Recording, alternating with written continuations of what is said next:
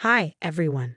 I'm Maria Mitchell, a 32-year-old dental hygienist who grew up in the foster care system. Today, I want to share how my mother-in-law and husband revealed their true colors.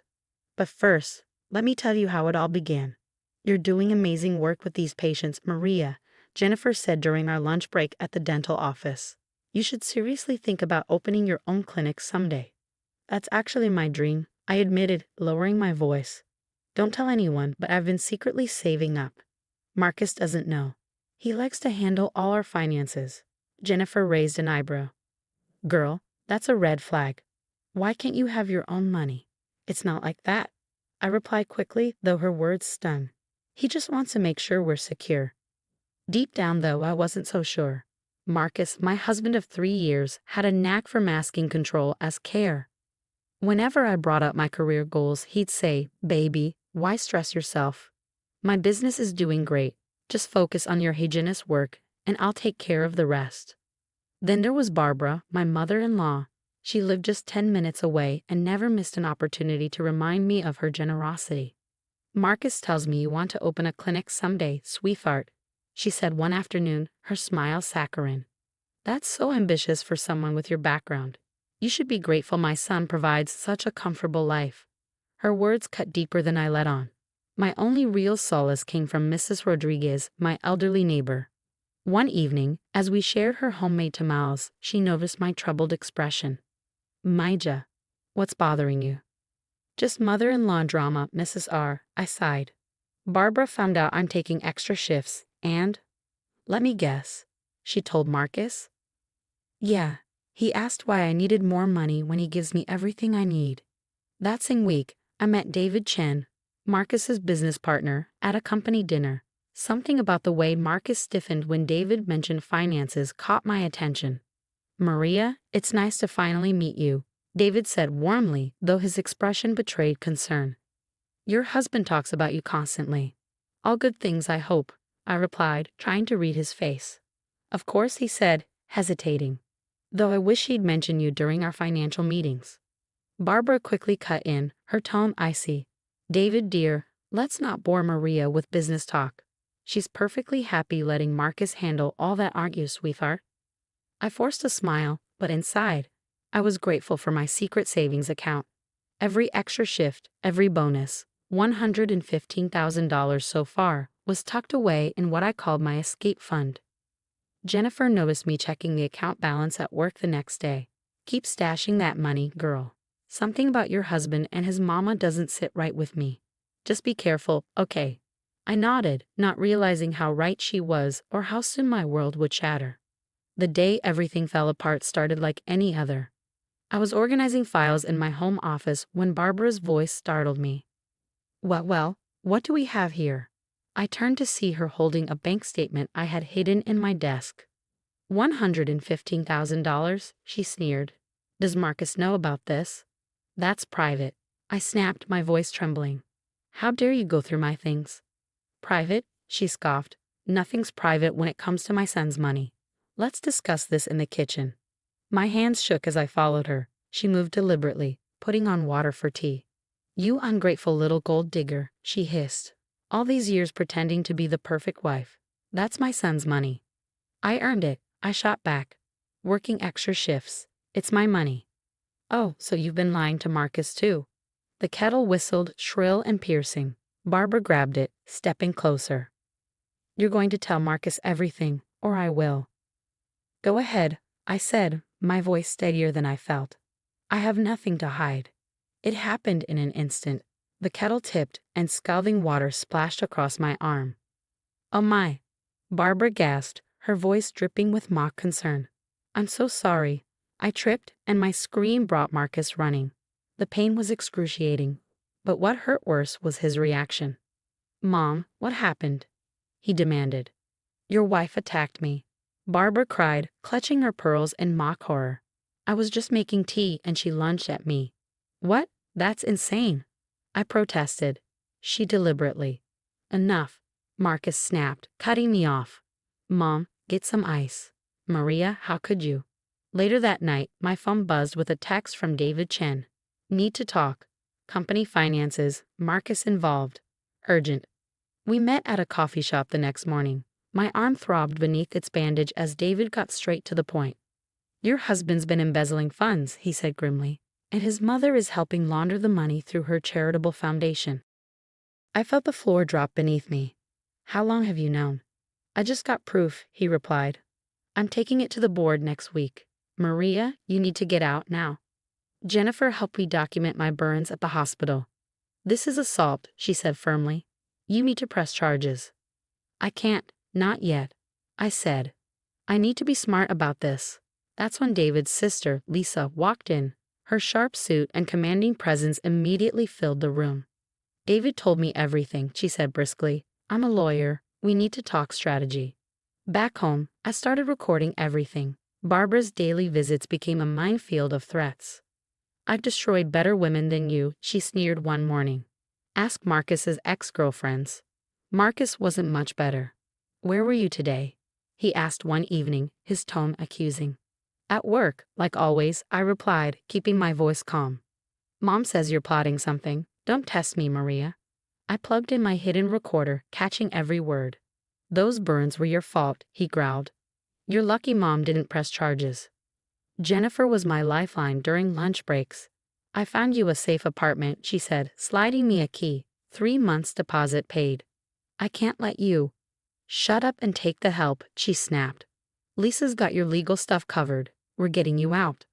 That night, I stared at my burned arm in the mirror, and everything became crystal clear. The controlling behavior, the gaslighting, the accidents, it was all connected. Barbara hadn't stumbled upon my savings, she'd been searching for ammunition. And Marcus, he wasn't just complicit. He was worse than his mother. I sent everything to Lisa, bank statements, recordings, photos of my burns, documentation of Marcus's growing financial control over the years. Her response was immediate. Got everything. Building your case, stay safe, and act normal. 2 more weeks, max. Those 2 weeks felt like an eternity. The pieces of Marcus and Barbara's dark past started falling into place when Lisa arranged a meeting with Amanda, Marcus's ex-girlfriend. I can't believe she's still pulling the same tricks, Amanda said over coffee.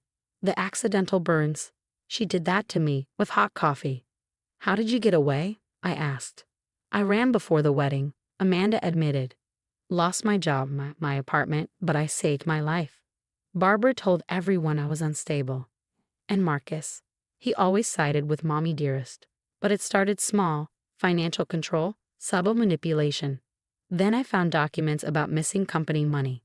Lisa arrived with a stack of files. 3 other women have come forward, she said, her tone grim.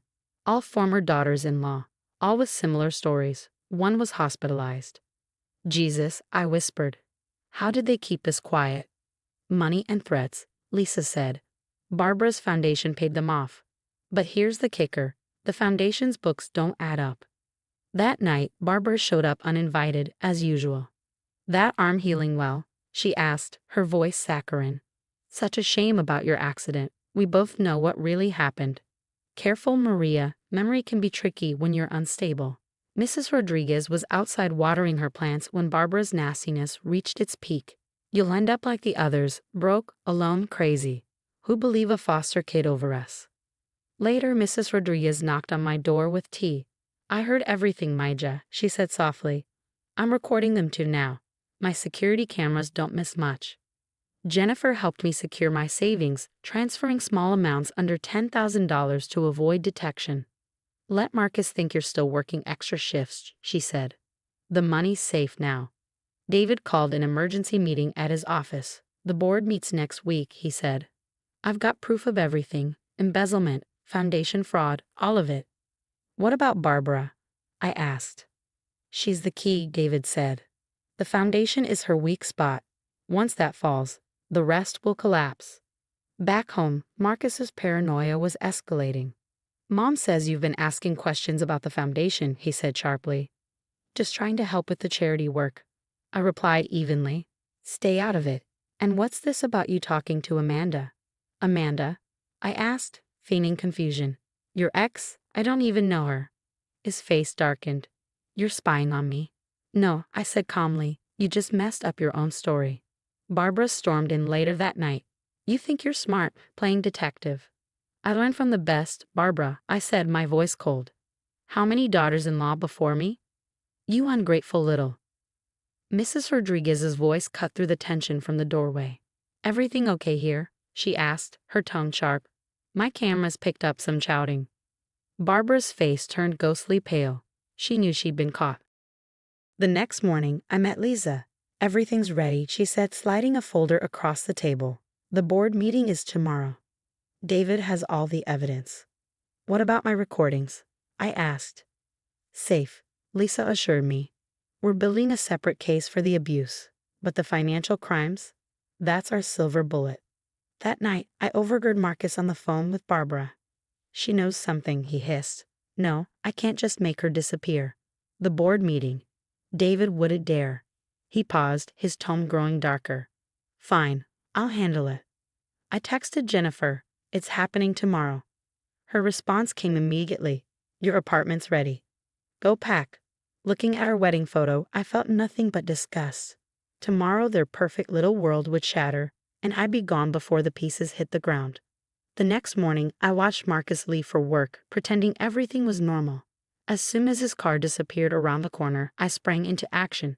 Jennifer texted, everything's set at the new place. Within an hour, my essential belongings were packed. Mrs. Rodriguez hugged me goodbye. Your moving truck just left, Maija, she said with a smile. Barbara's watching from her window. Perfect timing, I replied. The board meeting starts in 30 minutes. By the time the chaos erupted, I was already in my new apartment. Jennifer called with updates. David just dropped the bomb. FBI agents walked in during the meeting. You should see Marcus's face on the security feed. What about Barbara? I asked. She showed up screaming and made it worse. They're both being questioned now. The headlines came fast. Local business owner and mother arrested in multi-million-dollar fraud scheme. But the real satisfaction came from the follow-up stories exposing their history of abuse. 6 months later, my clinic opened its doors. Jennifer ran the front office like a pro. Next patient, she said one afternoon, handing me a chart. Another foster kid, she added. Dental school scholarship. Send them to my office first, I replied. I want to talk to them about our mentorship program. The karma was sweet. Marcus got 7 years in federal prison. Barbara's foundation collapsed, her reputation ruined. Her country club friends pretended not to know her, and legal fees devoured her savings. Then came Marcus's letter from prison. Maria, I'm so sorry. I see now what Mom and I did was wrong. Please give me another chance. I dropped it into the shredder without finishing. Mrs. Rodriguez visits often, bringing her famous tamales for the staff. Look at you now, Maija, she said one day. From hiding money to helping others hide from abuse. Lisa still handles our legal work pro bono.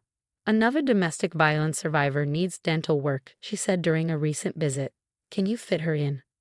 There's always room for one more, I replied. This is what victory looks like, not just surviving, but thriving. And the best part, I did it without letting hate consume me. I let justice do its job while I built my dreams. No forgiveness needed. My success is the only closure I need. What about you? What would you have done in my shoes? Stayed quiet about Marcus's financial crimes to protect yourself from Barbara's wrath, or exposed everything knowing it could get dangerous?